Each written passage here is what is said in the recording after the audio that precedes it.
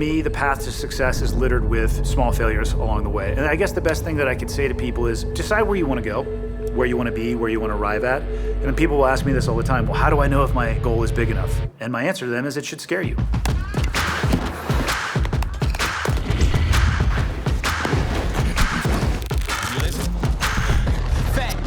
Yeah, wrecking your tape deck. Don't wreck. Head banging in the Tesla, that's break. Contact half my. Don't worry about what the path looks like and how long it takes you to get there. Just worry about the end state and the arrival point. And to me, if you can arrive at that end state and arrival point with more failure underneath your belt, you're going to be stronger, more capable, and more prepared for whatever it is that you want to do. I don't know if I'm stuck in the station, but I have felt my entire life as if I'm constantly trying to play catch up or keep up with the people that I was surrounded by. The SEAL community was absolutely everything that I thought it was going to be, and then so much more. And I was so appreciative of that, and I just tried to absorb as much as I could. And at the end of the day, I just didn't want to be the anchor holding anybody back. I look at everything that I've done in my life, it's like, yeah, average, maybe a little bit below. But I find so much growth as a person from being in that spot, and then I just seek people who are better and better and better and better.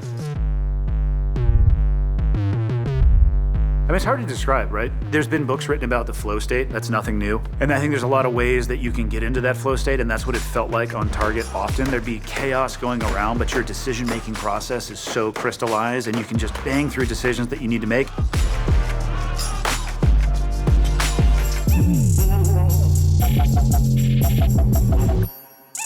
So we had been there in Iraq for about just under 30 days, and the night that I got shot, I had no indication leading up to that event that it was going to go any differently than it had gone the nights before.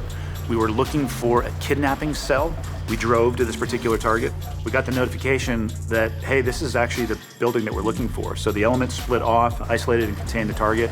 When I jumped off the ladder, I was in the shadows. Started walking towards that corner that I was going to post up on, and the second that I took my eyes off of the window that was illuminated, literally as I swung my head to look into the window that was not illuminated, I heard rounds starting to crack off. First round out, drove right into my hip. It was sideways, so it missed my femur by about 1/4 of an inch, spun me towards the person that was shooting. The second round hit my belt, traveled down it 2 or 3 inches, and copper jacket of the AK-47 round is actually still burned into my belt. Slammed me on the ground, and I went sliding underneath a car. It became almost a mass casualty incident. There was 8 Americans that ended up being hurt on that target. You know, even at the highest level, it was the effects that came from that largely were from the fog of war. Got drugged out of the courtyard eventually and driven to the green zone. That was it. Started, the medical treatment began from there.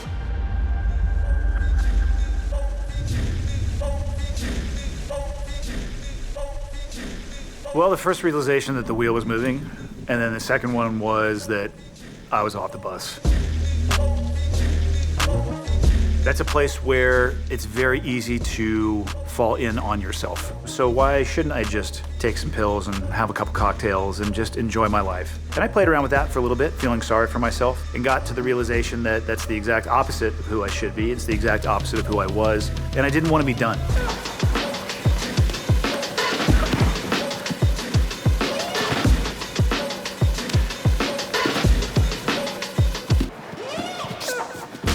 For me, I like things that are challenging. To really get to a high level, it's based off of failure after failure and trying something and failing and trying something and failing and slowly gaining that experience so you can accomplish things that people don't understand how you're able to do that.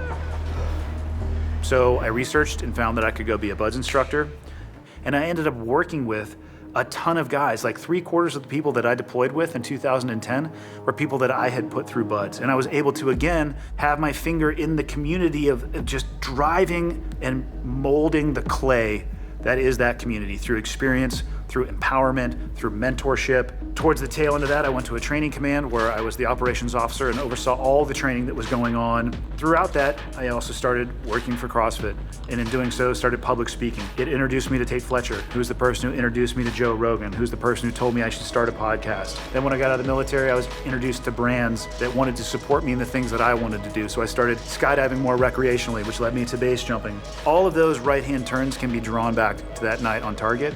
And there's just no way that I could have seen that in that night. It's in the rearview mirror now that I look and realize that's probably one of the best things that's ever happened to me.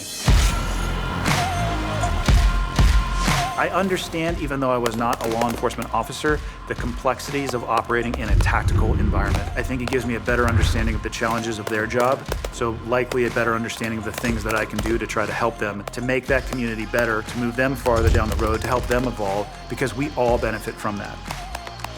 In the environments that I used to work in, failure of equipment could terminate in failure of life. And equipment, just like human beings, it has a threshold. Do me a favor and find that threshold in the training environment as opposed to a real world environment. Because if you can do that and find it in training environment, what you'll realize is maybe I need another piece of gear. You should never be hindered by your equipment.